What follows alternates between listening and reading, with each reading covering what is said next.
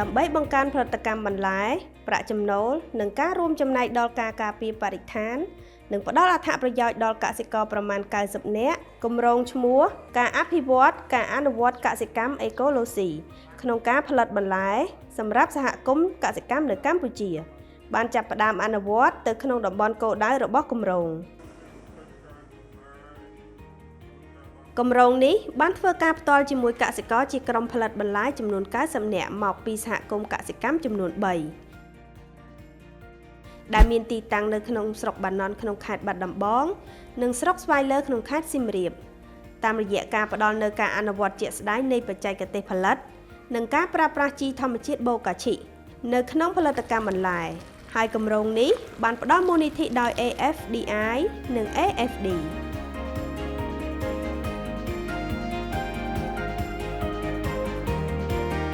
កសិករភាគច្រើនក៏អត់សូវចាប់អារម្មណ៍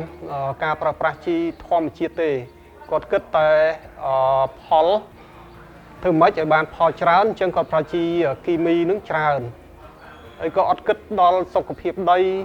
អត់សូវគិតដល់សុខភាពអ្នកប្រើប្រាស់ឬក៏អ្នកបរិភោគនោះទេ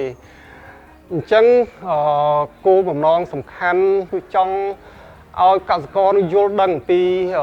សេដ្ឋកិច្ចពីបរិស្ថានពីការកែប្រែគុណភាពដី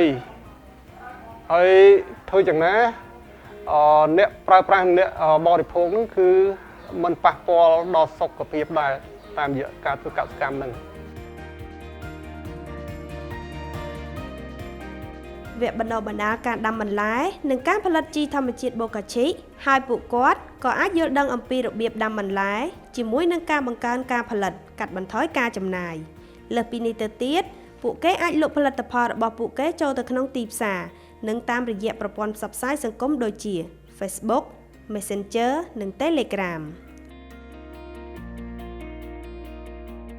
ជាពិសេសយើងមានកសិករគំរូម្នាក់ដែលគាត់បាន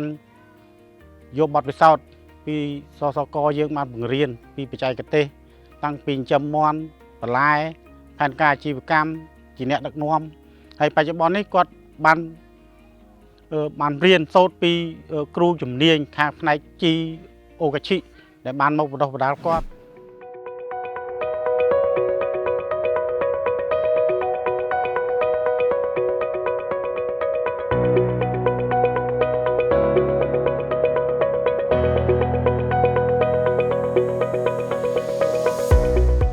ដល់បានលោកគ្រូក៏ចុះមកបរៀនមកយើងចេះរូបមន្តយើងធ្វើទៅវាចំណាយដើមទុនតិចយើងចំណេញច្រើនជាងយើងទិញគេរៀនវគ្គបណ្ដុះបណ្ដាលវិញគឺខ្ញុំចាប់ដើមផលិតធ្វើដល់ពេលដែលធ្វើទៅដំណាំខ្ញុំល្អជាងគេលក់ដាច់ជាងគេអត់ដែលចេះសល់ចោលនៅចកាយពួកគេដឹងយើងផ្សព្វផ្សាយទៅគេជួយចិត្តហូបហើយទី1បន្តវាជួយដល់សុខភាពខ្ញុំដែរកាត់បន្ថយការប្រើគីមីទៅយើងហូបក្នុងក្រុមគ្រួសារយើងក៏មានសុខភាពល្អដែរគេថាបន្លែយើងបន្លែធម្មជាតិវាឆ្ងាញ់មានរសជាតិឆ្ងាញ់ជាងបន្លែនៅផ្សារហើយបើខ្ញុំកាត់លក់តាមនេះគឺលក់អស់មកអត់ចេះសល់ទេយើងផលិតចឹងទៅមុនដំបូងខ្ញុំផលិតមកខ្ញុំចែកបងប្អូនក្នុងសហគមន៍យើងយកទៅប្រើប្រាស់ដាំបន្លែតិចតួចសម្រាប់ហូបលក្ខណៈគ្រួសារដល់ពេលគេដាំល្អចឹងទៅគេមកសុំទិញយើងម្នាក់មួយក្រុងពីរក្រុងចឹងទៅអ្នកខ្លះក៏យកដល់ដាំបន្លែច្រើនចឹងក៏យកច្រើនចឹងទៅខ្ញុំគិតយកចំណេញតិចពីលើតម្លៃវត្ថុធាតុដើមដែលខ្ញុំរកមកហើយនឹងកម្លាំងពលកម្មទៅខ្ញុំលក់ចែកឲ្យគាត់ចឹងទៅ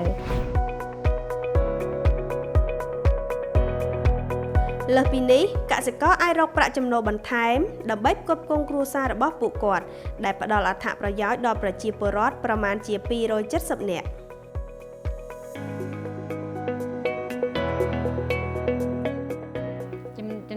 ច្រើនណាគ្រូបានច្រើនជាងយើងអត់តន់រៀនអញ្ចឹងណាកាលយើងអត់តន់រៀនយើងដាក់គីមីទៅវាចុះយើងអត់សូវចំណេញដល់ពេលយើងរៀនចេះទៅយើងធ្វើដាក់អញ្ចឹងវិញទៅចំណេញជាងចំណេញច្រើន អរគុណដល់ហើយអង្គការ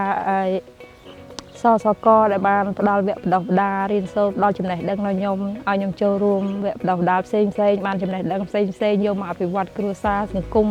សហគមន៍ខ្ញុំឲ្យបានរីកចម្រើនហើយសង្ឃឹមថានឹងមានគម្រោងថ្មីចូលមកជួយលោកគ្រូជួយមកដល់សហគមន៍ខ្ញុំបន្តទៀត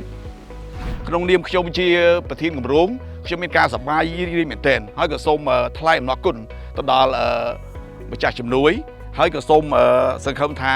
យើងនឹងបន្តគម្រោងទៀតហើយមានគម្រោងជាច្រើននឹងជួយយុវកសិករយើងទៅដល់សហគមន៍ដទៃបណ្ដាខេត្តដទៃទៀតធ្វើយ៉ាងណាក៏ដោយឲ្យគាត់អនុវត្តកសិកម្មសុវត្ថិភាពកសិកម្មអេកូឡូស៊ីកសិកម្មសុវត្ថិភាពបាទដែលធ្វើឲ្យគាត់នឹងមិនប៉ះពាល់បរិស្ថានផលិតផលបានលក់បានតម្លៃខ្ពស់និងបានផលចំណេញច្រើន